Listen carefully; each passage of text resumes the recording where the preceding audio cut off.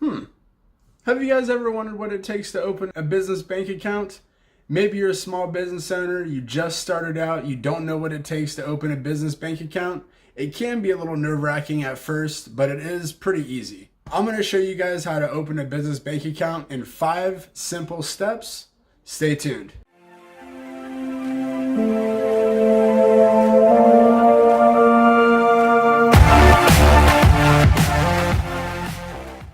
Welcome back to the channel, everybody. If you are new to the channel, welcome. If you like the content, subscribe. My name is Drake with DSF Financial.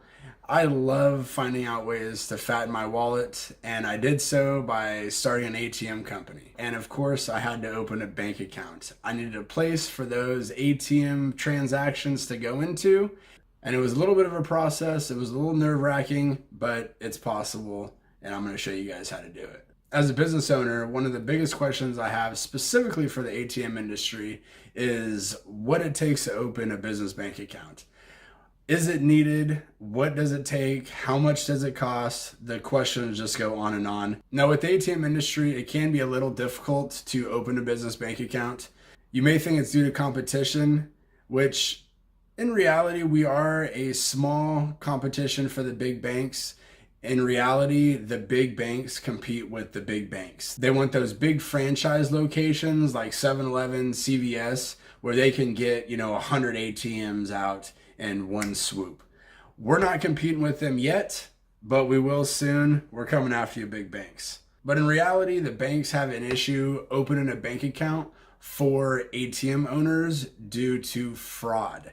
Unfortunately, the ATM industry can be shady at times, and money laundering is out there. I wouldn't say it's rampant, but there are people who open ATM businesses for money laundering purposes, and the big banks, they just don't want the headache. Now, step number 1 to opening a business bank account is finding the bank that actually makes sense. I personally would recommend starting with the bank that you bank with normally. Hopefully you have a good relationship with them. You might even have your own banker with that bank, which would be an easy in for you. You hopefully will have a good rapport with them, so they're more likely to want to work with you. For us, we did choose a local credit union. We have a lot of history with them. We've had car loans with them. We've had credit cards with them. We have a good savings account with them. So it just made sense to go with that bank, which is something you want to think about when finding the bank is convenience. We used our regular credit union because they are close to us. They also have a couple different branches here in town, so we don't have to specifically go to one location. We can go throughout town.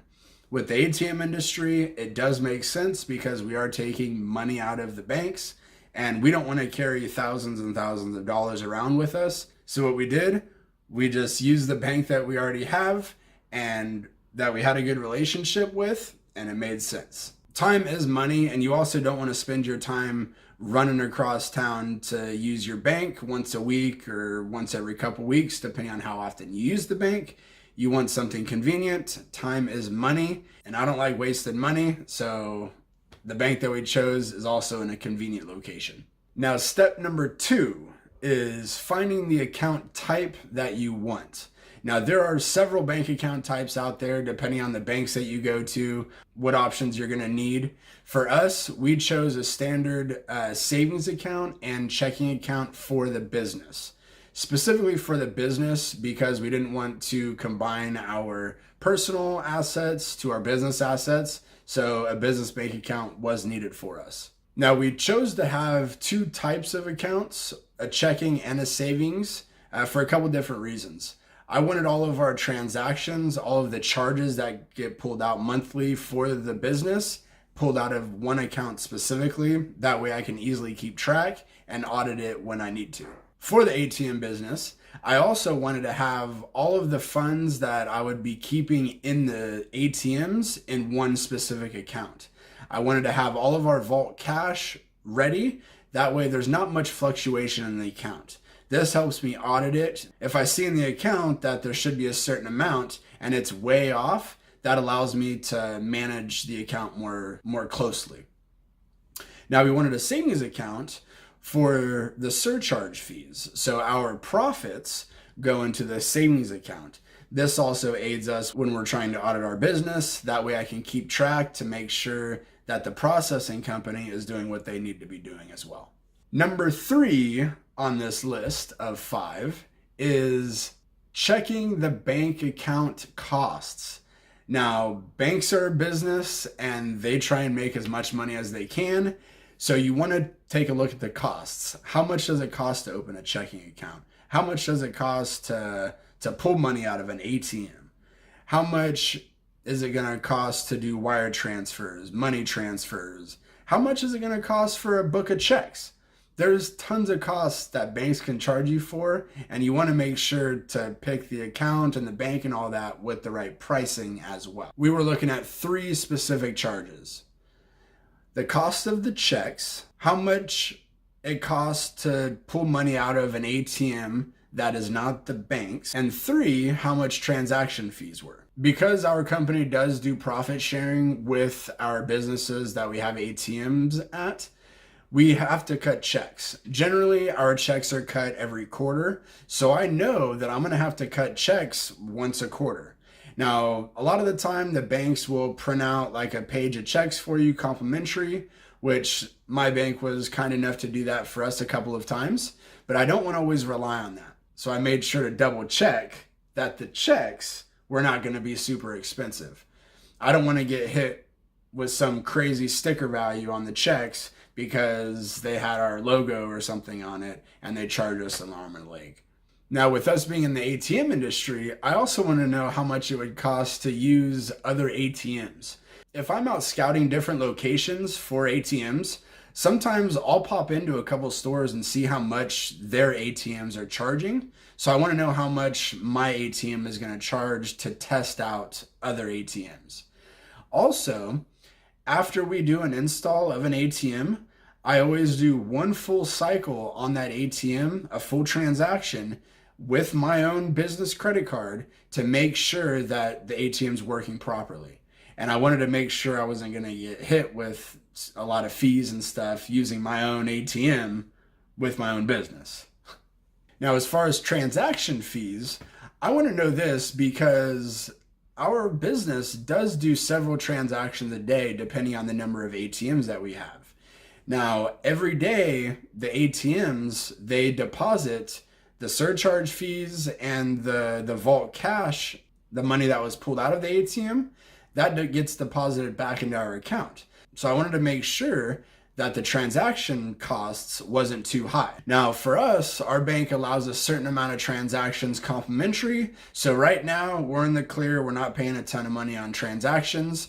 But as we get bigger, as the company grows, our transactions are obviously going to go up. So we might have to upgrade our account. So instead of the free checking and savings that we have, we might have to pay for a business checking and savings. Right now, it doesn't make sense, but soon, as we grow, it'll definitely financially make sense. Now, the 4th step of this process is getting your documents ready. Now, whether you're a C Corp, S Corp, LLC, whatever type of business you have, you're going to need certain documents to open that business bank account. Now, we first needed the certificate of declaration, which we processed with the government. That essentially allowed us to create our company. The next document that we needed was the EIN documents, the tax identification number specifically. It's just a way for the government to kind of track your funds, to track your revenue, to track your gains, your losses for tax purposes. Your bank's definitely going to want to know that information. You also, of course, need to supply some ID.